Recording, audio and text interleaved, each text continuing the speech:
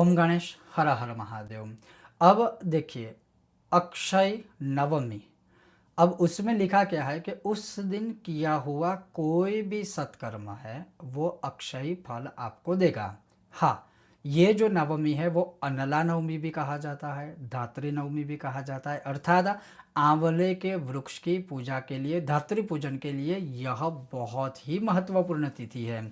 लेकिन चतुर्दशी जो है, वैकुंठ चतुर्दशी, उस दिन भी आप आंवले के वृक्ष की पूजा और आंवले का सेवन और सारी चीज़ें उस दिन भी कर सकते हो। ये भी शास्त्र में प्रमाण है। कार्तिक, पूरे कार्तिक माह में लिखा है कि आंवले का सेवन, आंवले की पूजा, आंवले के वृक्ष के नीचे बैठकर जो भी सत्कर्म पूजा पाठ आदि करना। तो ऐसा सिर्फ ये नहीं है कि इसी तिथि में, और आप मेरे पुराने वीडियोस भी चेक कर सकते हो। हर वर्ष मैं बनाता हूँ कि अक्षय नवमी में आंवले की पूजा आदि है।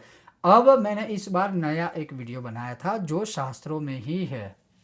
और आप सामान्य रूप से अपने आप से भी प्रश्न पूछिए कि जो पीपल के पेड़ की पूजा है उस दिन करना, जो लिखित रूप में ही है और वही मैंने आपको बताया था, तो वो भी अक्षय वृक्ष कहा जाता है। अक्षय वृक्ष बहुत सारे हैं, उसमें से सर्वोत्तम जो अक्षय वृक्ष है, जो हमारे पवित्र, जैसे पीपल का पेड़ हो गया, वटवृक्ष जिसे अक्षय वटवृक्ष भी कहते हैं, और तुलसी जी का पौधा है छोटा तो वो पौधा कहलाएगा, जब बड़ा होगा तो उसे भी हम वन या वृक्ष कहते हैं, तो वो है। अशोक वृक्ष आदि है, फिर औदुंबर आदि है, श्रीपर्णी है, ये सारे अक्षय वृक्ष कहे जाते हैं। जैसे बेलवा वृक्ष है, बेलपत्र का जहाँ से हम छेदन करके लाते हैं, बेलफल जहाँ से हम लेते हैं, या बिल्वा वृक्ष है, उनके नीचे भी अगर आप बैठकर ये सारी क्रियाएं करेंगे तो आपको अक्षय फल मिलेगा। तो इसमें ऐसा नहीं है कि ये है वो है, ऐसा है वैसा है। लेकिन मूल बात अगर हम करें तो इस अक्षय नवमी पर, जो बहुत ही बड़ी उत्तम तिथि है, बहुत ही बड़ा दिन है, और अक्षय नवमी में किया गया जो भी सत्कर्म है वह अक्षय फल देता है। लेकिन विशेष रूप से इस दिन आंवले की पूजा, या आंवले के वृक्ष की पूजा, या आंवले के वृक्ष के नीचे बैठकर जो भी सारी क्रियाएं की जाती है, या आंवले के वृक्ष की पूजा कैसे करनी है, वो आज मैं आपको बताऊंगा। अगर आपको यह विषय वीडियो पसंद आए तो लाइक कीजिएगा, शेयर कीजिएगा, चैनल पर नए हो तो सब्सक्राइब करके घंटी का चिन्ह दबाएगा। तो चलिए शुरू करते हैं। इस बार यह अक्षय नवमी है, जो धात्री नवमी है, वह है 30 अक्टूबर को। वह इस बार है 30 अक्टूबर को जो अक्षय नवमी है, और उस दिन आप यह पूजन कर सकते हैं। उसके अलावा भी आप 4 नवंबर को भी या 5 नवंबर को भी, याद रखिएगा, आंवले के वृक्ष की पूजा सेवा आदि कर ही सकते हो। इसमें कोई शंका रखने की आवश्यकता नहीं है। या तो आप इस अनला नवमी, धात्री नवमी पर कीजिए, अगर किसी कारणवश उस दिन ना हो पाए तो बाकी के भी जो 3 दिन है, और ये कथन साक्षात भगवान का ही है स्कंद पुराण में, कि जो त्रयोदशी, चतुर्दशी और देव दीपावली अर्थात बड़ी दिवाली जो है, 3, यह जो है पुष्करिणी संगना है, उसमें किए जाने वाले जो सारे कार्य है वो इसमें से ही एक यह कार्य है। हालांकि उस विषय पर भी मैं अलग से वीडियो बनाऊंगा। लेकिन चलिए अब हम शुरू करते हैं कि धात्री पूजा अर्थात आंवले के वृक्ष की पूजा कैसे की जाती है। मूल विषय पर अगर हम आते हैं तो सर्व पाप क्षय द्वारा श्री दामोदर प्रीत्यर्थम धात्री मूल। अगर हम मूल विषय की बात करते हैं, जैसे आंवले के वृक्ष की पूजा क्यों करनी चाहिए, तो मम सर्व पाप क्षय द्वारा श्री दामोदर प्रीत्यर्थम धात्री मूले श्री दामोदर पूजा करिष्ये। तो पहली बात यह है कि इस दिन जो है राधा सहित हरि, राधा सहित दामोदर भगवान की पूजा करने का विधान है आंवले के वृक्ष के मूल में, अर्थात धात्री मूल है। तो अगर आप यह पूजा करना चाहते हो तो जैसे ये संकल्प है, आपको हाथों में जल लेकर के ये संकल्प करना है कि मम सर्व पाप क्षय द्वारा श्री दामोदर प्रीत्यर्थम धात्री मूले दामोदर पूजा करिष्ये। ये संकल्प हो गया।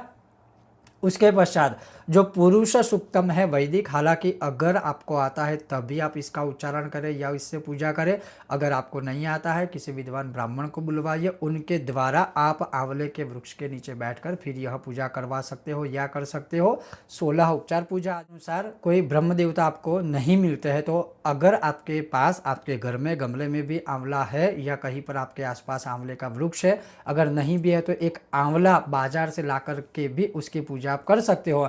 तो करना क्या है कि जैसे उसको टीका लगाइए चंदन से, फिर उसके ऊपर अक्षत अर्पण कीजिए, फिर उसके ऊपर पुष्प अर्पण कीजिए और जो है वह उनको अर्घ्य दीजिए। अर्घ्य कैसे देना है? अगर आप धात्री के मूल में अर्थात जो है आंवले के वृक्ष के मूल में अर्घ्य देते हो तो सीधा तांबे के कलश में या पात्र में, चांदी के कलश में या पात्र में, या पीतल के कलश में या पात्र में थोड़ा सा जल लीजिए, उसमें कुमकुम या चंदन थोड़ा डालिए, पुष्प की पंखुड़ियाँ और अक्षत डालिए और फिर ऐसे जैसे हम पीपल को जल चढ़ाते हैं, जैसे हम सूर्य भगवान को अर्घ्य देते हैं, वैसे ही आपको ऐसे अर्घ्य देना है।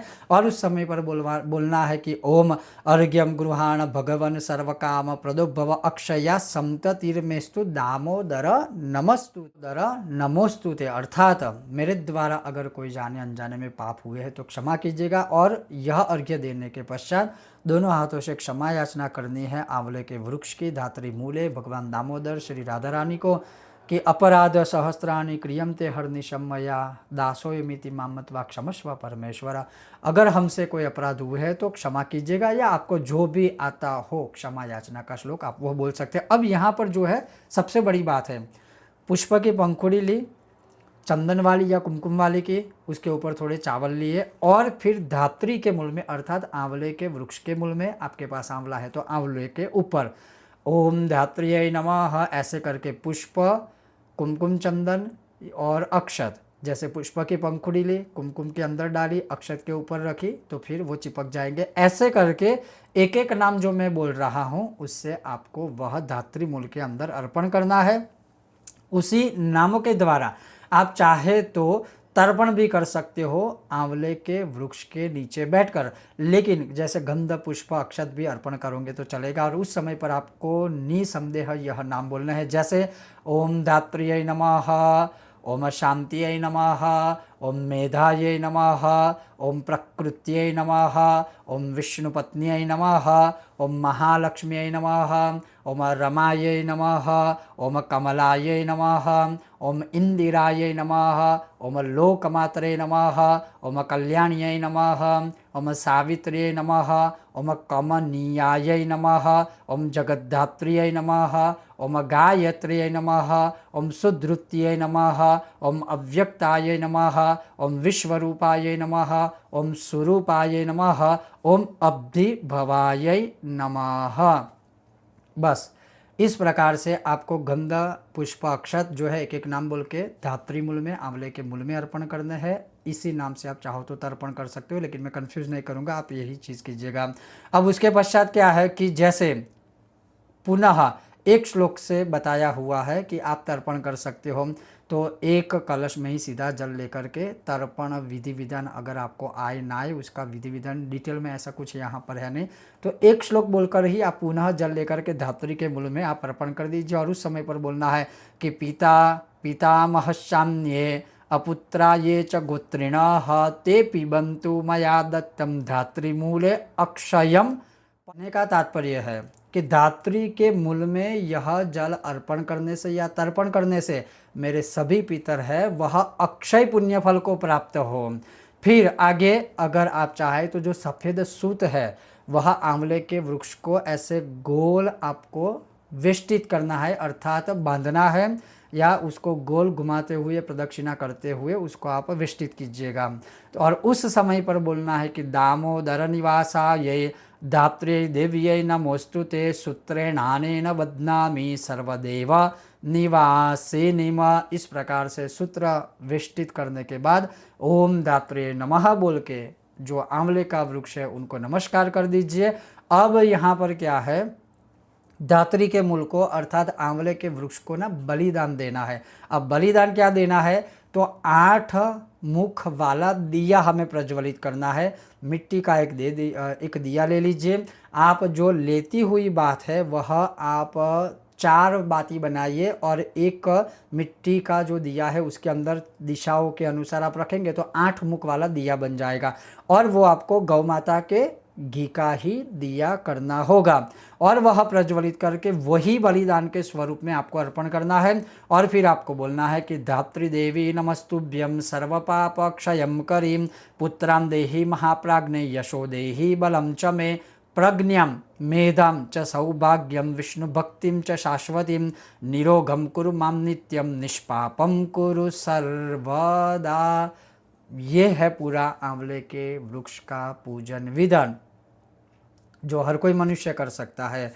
और अंत में ये कहूँगा कि अगर इस प्रकार से पूरा विधि विधान आंवले के वृक्ष का नहीं भी कर पाते हैं तो इसमें से जो भी आपके लिए संभव हो जितना भी आप कर पाए, क्योंकि कुछ भी ना करने से तो बेहतर है कि कुछ तो करें, और जो पॉसिबल है वो अवश्य करना चाहिए, क्योंकि आंवला सिर्फ खाने के लिए ही अमृत के समान नहीं है, उसकी पूजा भी करके उसका संरक्षण करने के लिए भी यह महापापों का विनाश करने वाला जो है यह इस धात्री मूल पूजनम।